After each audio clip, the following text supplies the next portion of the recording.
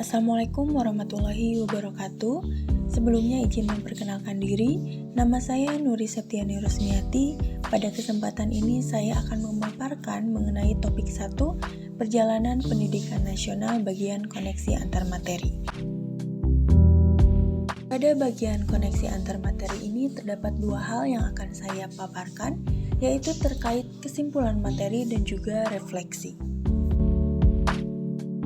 Ki Hajar Dewantara yang bernama asli Raden Maswardi Surjaningrat ini adalah seorang intelektual, aktivis, dan pejuang kemerdekaan Indonesia. Pada tahun 1922, beliau mendirikan Taman Siswa. Taman Siswa ini merupakan suatu gerakan pendidikan yang bertujuan untuk menyediakan pendidikan yang terjangkau dan relevan untuk semua golongan masyarakat tanpa memandang status sosial atau ekonomi. Filosofi Taman Siswa ini menekankan pada pembelajaran praktis dan relevan dengan kehidupan sehari-hari. Sebelum kemerdekaan, perjalanan pendidikan di Indonesia ini dipengaruhi oleh kolonialisme Belanda. Sistem pendidikan pada masa itu lebih ditujukan untuk kalangan elit atau pribumi yang dianggap mendukung pemerintahan kolonial. Ki Hajar Dewantara sendiri menempuh pendidikan di salah satu tempat yang diperuntukkan bagi anak-anak bangsawan atau kalangan terpilih. Namun, Ki Hajar Dewantara kemudian mencoba menentang ketidaksetaraan dalam pendidikan dengan mendirikan sekolah rakyat yang diakui sebagai lembaga pendidikan swasta oleh pemerintah Hindia Belanda. Selama era kolonial ini, pendidikan untuk masyarakat pribumi cenderung terbatas dan akses ke pendidikan tinggi sangat sulit. Ki Hajar Dewantara melalui upayanya dengan Taman Siswa berusaha memberikan kesempatan pendidikan yang lebih luas dan terjangkau bagi seluruh masyarakat, termasuk yang kurang mampu ekonomi. Ki Hajar Dewantara menginspirasi transformasi pendidikan di Indonesia melalui pendirian Taman Siswa.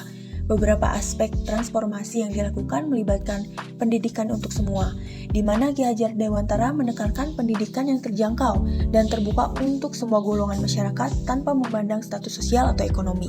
Kemudian, pembelajaran praktis dan relevan. Taman Siswa menerapkan pendekatan pembelajaran praktis yang berfokus pada kehidupan sehari-hari. Kemudian, penghormatan terhadap budaya lokal. Transformasi Ki Hajar Dewantara juga mencakup pemberdayaan siswa untuk menjadi mandiri dan kreatif. Selanjutnya, kebebasan dalam pendidikan. Setelah kemerdekaan Indonesia pada tahun 1945, terjadi berbagai perubahan dalam sistem pendidikan negara ini.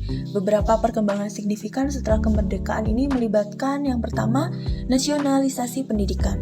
Pemerintah Indonesia mulai melakukan nasionalisasi terhadap sistem pendidikan yang sebelumnya banyak dipengaruhi oleh kolonial Belanda. Kemudian pembentukan sistem pendidikan nasional. Pada tahun 1950, pemerintah Indonesia membentuk sistem pendidikan nasional yang mencakup tingkat dasar hingga tinggi. Hal ini bertujuan untuk menyelaraskan kurikulum dan sistem pendidikan agar sesuai dengan nilai-nilai kemerdekaan dan kebudayaan Indonesia. Kemudian pendidikan wajib 9 tahun. Setelah kemerdekaan, pemerintah Indonesia juga fokus pada pengembangan perguruan tinggi, kemudian pembaruan kurikulum. Kurikulum Merdeka mencerminkan semangat nasionalisme dan kemandirian. Beberapa poin utama kurikulum Merdeka melibatkan yang pertama adalah kemandirian pendidikan. Kurikulum Merdeka menekankan pada kemandirian dan keberanian dalam pengembangan pendidikan nasional tanpa tergantung pada model atau teori dari luar. Kemudian, pendidikan berbasis keterampilan. Salah satu fokusnya adalah mempersiapkan siswa dengan keterampilan praktis yang dapat diterapkan dalam kehidupan sehari-hari. Kebudayaan dan nilai lokal. Adopsi nilai-nilai budaya dan kearifan lokal menjadi aspek penting dalam kurikulum Merdeka. Kurikulum terpadu.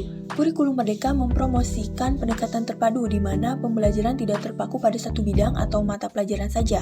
Hal ini bertujuan agar siswa dapat mengembangkan pemahaman holistik terhadap pengetahuan.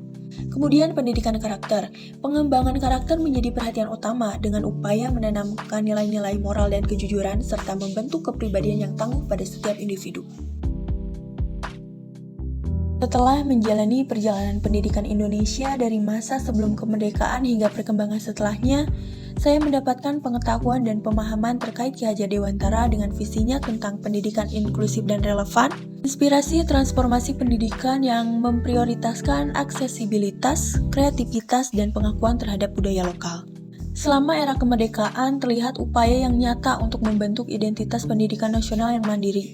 Konsep kurikulum merdeka menyoroti semangat untuk melepaskan diri dari ketergantungan pada model luar dan mengarah pada pembentukan karakter dan keterampilan praktis bagi generasi muda Indonesia.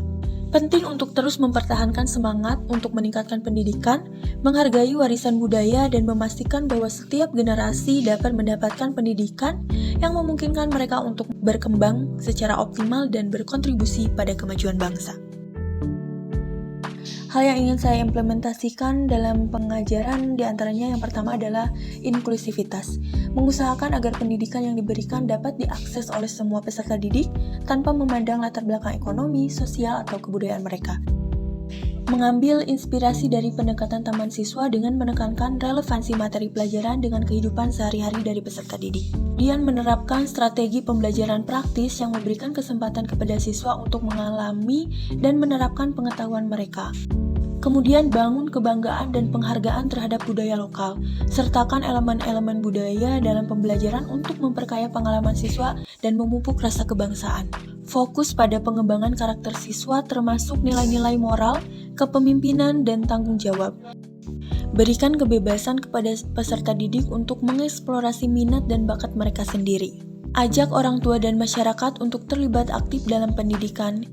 Dengan melakukan hal tersebut, saya harap dapat menciptakan lingkungan pembelajaran yang merangsang inklusif dan relevan bagi setiap peserta didik sejalan dengan semangat Ki Hajar Dewantara. Sekian yang dapat saya sampaikan. Terima kasih untuk perhatiannya. Wassalamualaikum warahmatullahi wabarakatuh.